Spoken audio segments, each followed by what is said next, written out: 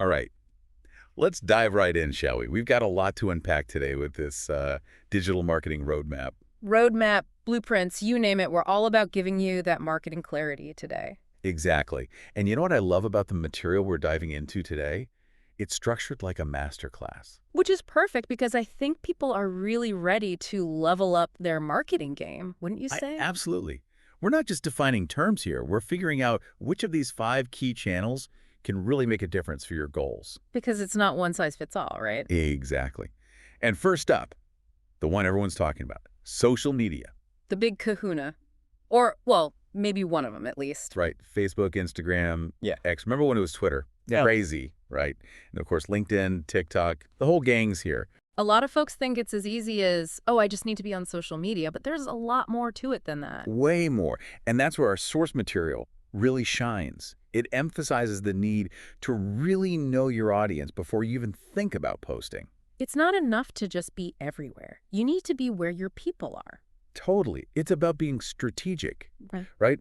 Like our source goes gink on the whole B2B versus B2C thing. Why do some platforms work better for certain businesses? Think about it like this. If you're a local bakery, you're going to be all over that visual storytelling on Instagram. Mouth-watering photos, the drill. Totally different vibe than, say, a B2B software company. Exactly. They'd probably find more success connecting with potential clients on LinkedIn. So different audiences, different platforms. It seems obvious when you put it like that, but it's easy to forget. And that's why we're here, to break it all down. Okay, so for everyone listening, think about it. Where do your ideal customers spend their time online? Because that's where you need to be. And that segues perfectly into our next big topic, SEO. Okay, so I'll be honest, SEO always felt a little mysterious to me. Everyone talks about it, but does anyone really get it? I think the source we're looking at today explains it really well. SEO is all about making sure your website pops up when people search for, well, what you offer. So it's about being discoverable. Exactly. And the best part is that when people find you through organic search results, that traffic is free. Well, I like the sound of that. No paying for ads every time someone clicks. Not with SEO. And our Yeah. source points out that it can be especially powerful for niche businesses, which I find fascinating. Oh, interesting. Can you give us an example of that? Absolutely. Let's say you have a shop specializing in, say, vintage board games. You're not trying to outrank Amazon. Right. You're going for something way more specific. Exactly. You're trying to show up when someone searches for, like, first edition Monopoly or something like that. So you're trying to reach that perfect customer who's looking for exactly what you offer. Precisely. And SEO helps you do that. Makes sense. Okay, moving right along. Let's switch gears from the marathon of SEO to something a little more, well, immediate. I'm talking about SIM. Ah, yes. SEM.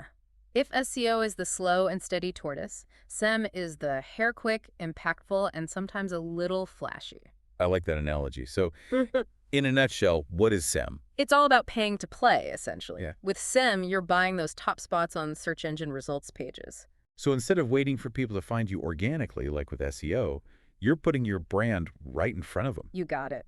And the source makes a great point about SEM being especially effective for, like, time-sensitive promotions. Now we see, like if you're having a flash sale or something. Exactly. You need to get the word out quickly, and SEM can make that happen. That makes a lot of sense. But it probably costs a pretty penny, huh? It can, yeah. Right. It's not always the best long-term solution, but it can be really effective when you need to see results fast. So strategic spending is key. Now, our source also highlighted that SEM can be a game changer for businesses in super competitive markets. Oh, absolutely. Think of it like this. You're a brand new online clothing store trying to compete with the big guys. The ones that already show up on page one when you search for anything remotely related to clothing. Exactly. SEM levels the playing field because you can bid on those same keywords that the big guys are using. So you're basically buying your way onto the same stage as them. In a way, yeah. At least temporarily, you're giving yourself a fighting chance to win over some of those customers. That's actually a really smart strategy. But like we said before, it's all about being strategic with your spending. 100%. Okay, ready to switch gears again. Hit me with it. What's next on our digital marketing adventure? How about something a little more, shall we say, classic? Email marketing. Email marketing. I feel like people underestimate the power of a good email list. Our source definitely emphasizes that. Even in the age of social media and all that, email is still incredibly relevant. I mean, it makes sense, right? People check their email every day. Yeah. Exactly. And unlike with social media, where you're at the mercy of algorithms, with email, you know your message is going directly to your subscribers' inboxes. No need to worry about whether or not your post will get seen. Exactly. It's all about cultivating those relationships. And our source had some interesting examples of how different businesses can use email marketing effectively, right? Oh, yeah, they did. Mhm. So on the B2C side, think like exclusive discounts, new product announcements, even just like a behind the scenes look at your business. Keeping it personal. Exactly. And then for B2B, it's a lot of nurturing leads, providing valuable resources, that kind of thing. So email can be a powerful tool for building those long-term relationships. 100%. It's all about giving people a reason to actually want to be on your list. So don't just spam people with sales pitches all the time. No one wants that. Give them valuable content, make them feel special, and they'll be much more likely to stick around. Makes sense. Okay, we've covered social media, SEO, SEM, and email marketing.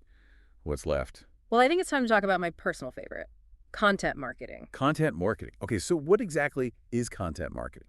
Basically, it's about creating and sharing valuable content that attracts and engages your target audience. So instead of just telling people how great your product or service is, you're providing them with something useful or entertaining. Exactly. You're offering value up front, establishing yourself as an expert in your field, and building trust with your audience. So it's a long game. You're building relationships, not just chasing quick sales. Right. And there are so many different formats you can experiment with. Our source mentioned blog posts, videos, infographics, you name it. I love that it's so versatile.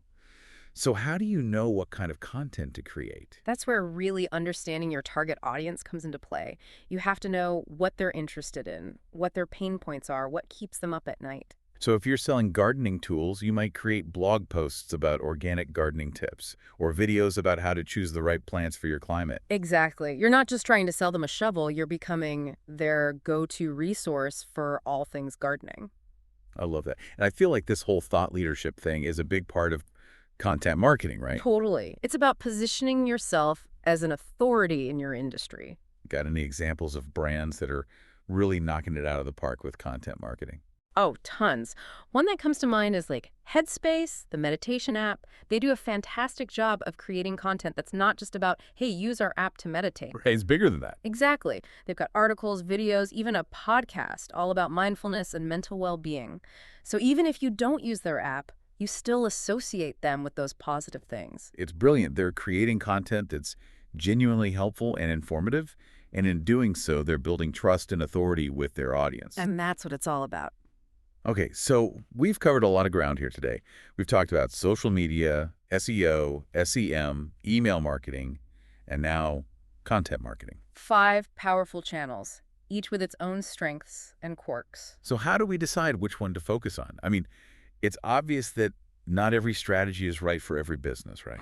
100%. There's no magic bullet here. It all comes down to figuring out what's the best fit for you. Because the truth is, there is no right answer. It's all about finding the right tool for the job, right? Exactly. Our source broke it down into 4 key factors you got to think about. Hit me with those factors. Okay, so first up, you got to consider your business type. What kind of business are you running? A local shop or a global enterprise? B2C or B2B? That makes a huge difference. Makes sense. A small bakery is going to have very different needs than like a software company. You got it. Next, you have to think about your target audience, which we talked about earlier. Who are you trying to reach? Where do they hang out online? Right. Because you're wasting time and money if you're on a platform where your ideal customer never goes. Exactly. Okay, factor number 3, your budget. Be realistic about what you can afford. Some channels, like SEMGEM, can get expensive quickly. Right. You don't want to blow your entire marketing budget on one campaign. Definitely not. And last but not least, your goals. What are you hoping to achieve with your marketing? More brand awareness, more leads, more sales. Exactly. Your goals will help determine which channels will be the most effective. This is so helpful. It's like you said, no magic bullet, but at least now we have a framework for making these decisions. And remember, you don't have to do everything at once. Sometimes it's better to focus your energy, right? 100%. It's like that saying, a jack of all trades is a master of none. You'll see much better results if you focus on 1 or 2 channels really well. So true. All right, before we wrap up, I want to leave our listeners with something to really think about. Because the best way to learn is to actually do something with this information, right? Absolutely. So here's your challenge, folks. If you had to pick just one of these digital marketing channels to focus on for the next month, just one, which would be? Would you go all in on social media, maybe try to master the art of SEO, or dip your toes into the world of paid advertising with S? Or maybe you're feeling the pull of building an email list or becoming a content marketing kingpin. The choice is yours. Exactly. The important thing is to take what we've talked about today and figure out what works best for you, your business, and your goals. Couldn't have said it better myself. And who knows, maybe your next experiment will be the one that takes your business to the next level. Now go forth and market like a pro. Until next time.